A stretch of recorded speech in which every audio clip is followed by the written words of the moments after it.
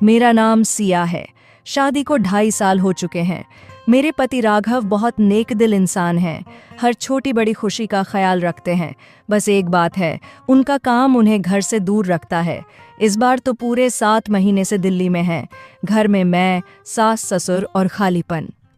फिर आया वो दिन जिसने घर की सारी खामोशियां भर दीं।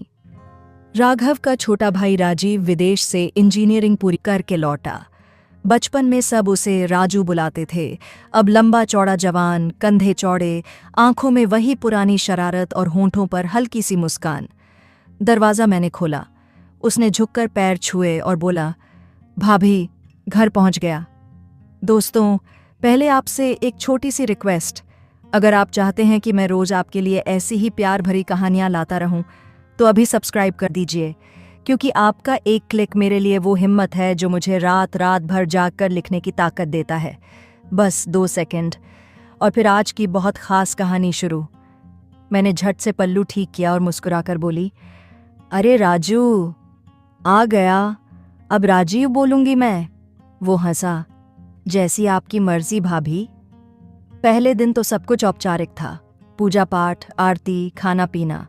रात को सब सोने चले गए। मैं रसोई में बर्तन धो रही थी। राजीव चुपके से आया और बोला, भाभी, आप जाइए सोइए, मैं कर लूँगा। मैंने मना किया। तू तो उड़ान भर कर आया है, थक गया होगा।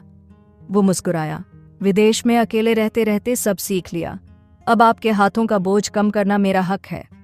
उसके आने के बाद घर में रौनक लौट आई।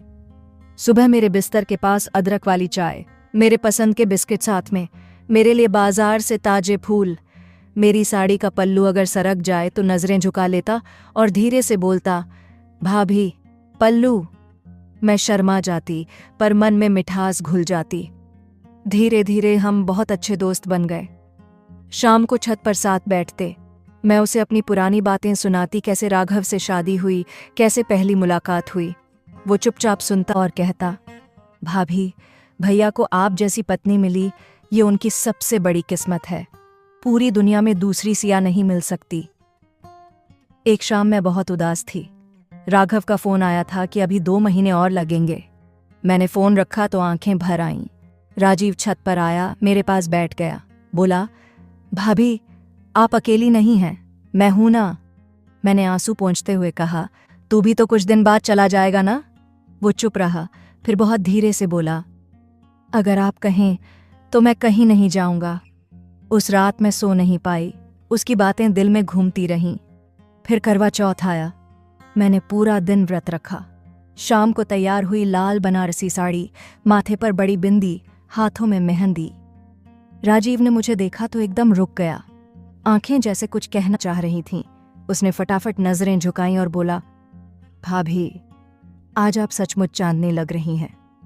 रात को छत पर मैं चांद देखने गई। राजीव मेरे पीछे आया।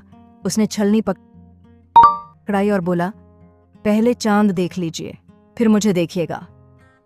मैंने छलनी से चांद देखा, फिर उसका चेहरा। उसकी आंखों में कुछ था जो मैंने पहले कभी नहीं देखा। उसने बहुत प्यार और सम्मान से कहा, भाभी, मैं जानता हूं कि आप सिर्फ भैया की हैं और हमेशा रहेंगी, पर दिल तो अपना काम करता है। मैं आपसे बहुत इज्जत करता हूं। बस इतना जान लीजिए कि आपकी हर खुशी के लिए मेरी हर सांस दुआ करती है। मेरी आंखें भर आईं। मैं कुछ बोल नहीं पाई, चुपचाप अंदर चली गई। उसके बाद कुछ दिन हम एक दूसरे से नजरें चुराने लगे, पर दिल और करीब आ गए। एक रात राघव का फोन आया, सिया, मैं परसों घर आ रहा हूं। मैं बहुत खुश हुई, पर मन में एक अजीब सी घबराहट भी हुई। राजीव को पता चला तो उसका चेहरा उदास हो गया। उसने मुझसे कहा, भाभी, मैंने फैसला कर लिया। भैया के आते ही मैं दिल्ली शिफ्ट हो जाऊंगा। आपको और भैया को पूरा वक्त चाहिए। मैंने रोते हुए कहा, राजीव, तू ऐसा मत कर, ये घर तेरा भी तो है। वो मुस्कुराया और बोला, भाभी, कुछ रिश्ते सिर्फ दिल में रहते हैं, नाम नहीं लेते। मैं आपका और भैया का सम्मान कभी कम नहीं होने दूंगा। आप खुश रहें, बस यही काफ़ी है। उस रात मैंने राजीव के लिए एक छोटी सी चिट्ठी लिखी और उसके कमरे में रख दी। राजीव, तू मेरे लिए सिर्फ देवर नहीं, मेरे घर का सबसे प्यारा हिस्सा है। जहां भी रहे, खुश रहे। तेरी भाभी हमेशा तेरी दुआ मांगेगी। उस रात मैंने चिट्ठी उसके कमरे में रखी और चुपके से अपने कमरे में आ गई। दिल बहुत भारी था, नींद नहीं आ रही थी। मैं खिड़की के पास खड़ी होकर चांद देख रही थी। तभी दरवाजे पर हल्की सी खटखट हुई। मैंने मुड़कर देखा, राजीव खड़ा था। हाथ में वही चिट्ठी थी जो मैंने लिखी थी। उसकी आंखें लाल थीं। वो धीरे से बोला, भाभी, ये मत लिखिए कि मैं कहीं चला जाऊंगा, मैं जा नहीं सकता। मैं चुप रही। वो पास आया, 2 कदम की दूरी पर रुका और बोला, मैंने बहुत सोचा, मैं दिल्ली नहीं जाऊंगा, मैं यहीं रहूंगा, दूर कमरे में, आपकी खुशी में खुशी ढूंढता रहूंगा, बस आप मुझे घर से मत निकालिए। मैंने आंसू पोंछते हुए कहा, राजीव, तू कभी बाहर नहीं था, ये घर तेरा ही तो है। वो मुस्कुराया। पहली बार इतने दिनों बाद उसकी मुस्कान में सुकून था। उसने चिट्ठी मेरी तरफ बढ़ाई और बोला, ये मुझे दे दीजिए, हमेशा के लिए, मैं इसे संभाल कर रखूंगा। अगले दिन राघव भैया घर लौटे। एयरपोर्ट से सीधे घर आए। मैंने झट से पल्लू ठीक किया और दरवाज़ा खोला। वो मुझे देखते ही गले लगा लिए। मैं बहुत खुश थी। राजीव पीछे खड़ा था। भैया ने उसे भी गले लगाया और बोले, छोटे, तूने सिया का कितना ख्याल रखा मुझे सब पता है, तू ना होता तो मैं इतने दिन चैन से काम भी नहीं कर पाता।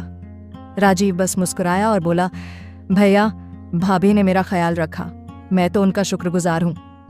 उसके बाद घर में फिर से रौनक लौट आई। राघव भैया अब घर से ही काम करने लगे थे।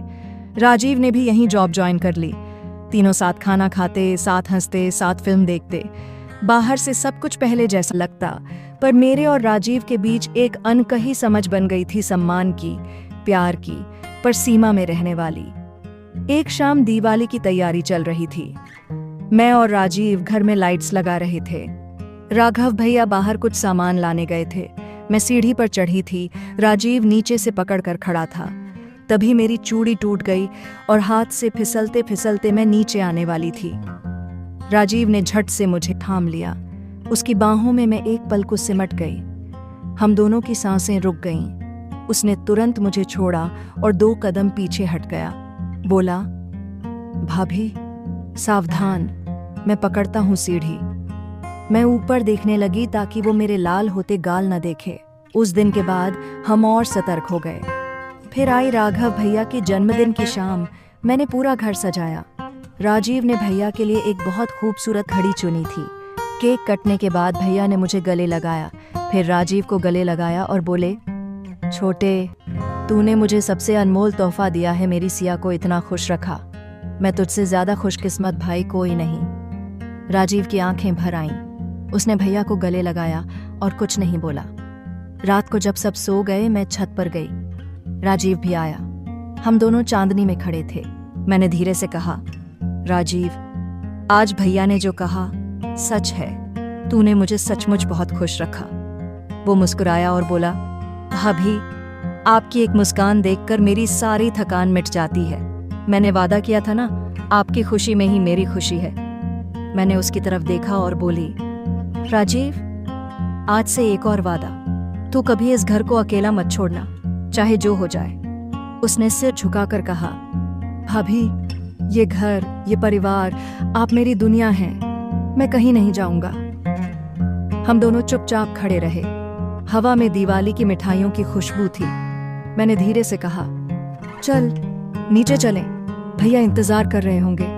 वो मुस्कुराया और बोला, हाँ भाभी, चलिए। उसके बाद साल बीतते गए। राजीव की शादी की बातें होने लगी। कई रिश्ते आए, पर वो हर बार टाल देता। एक दिन मैंने पूछ ही लिया, राजीव, तेरी शादी कब करेगा? वो हंसा और बोला, भाभी, जब कोई आप जैसी मिल जाएगी तब कर लूंगा, वरना मैं तो आपके साथ ही खुश हूं। मैंने डांटा, पर मन बहुत खुश हुआ। फिर एक दिन राघव भैया ने राजीव को अपने पास बुलाया और कहा, छोटे, मैं और सिया ने फैसला किया है, हमारा पहला बच्चा जब आएगा उसका नाम तू रखेगा और तू ही उसका सबसे बड़ा मामा बनेगा। राजीव की आंखों से आंसू छलक आए। उसने मेरी तरफ देखा। मैंने मुस्कुराकर सिर हिलाया। वो भैया के पैर छूने झुका, फिर मेरे पैर छुए और बोला, भाभी, ये मेरी जिंदगी का सबसे बड़ा सम्मान है। आज जब भी मैं राजीव को देखती हूँ, मेरी आंखें भर आती हैं। हमारे बीच कभी कोई गलत बात नहीं हुई, कोई गलत नजर नहीं उठी।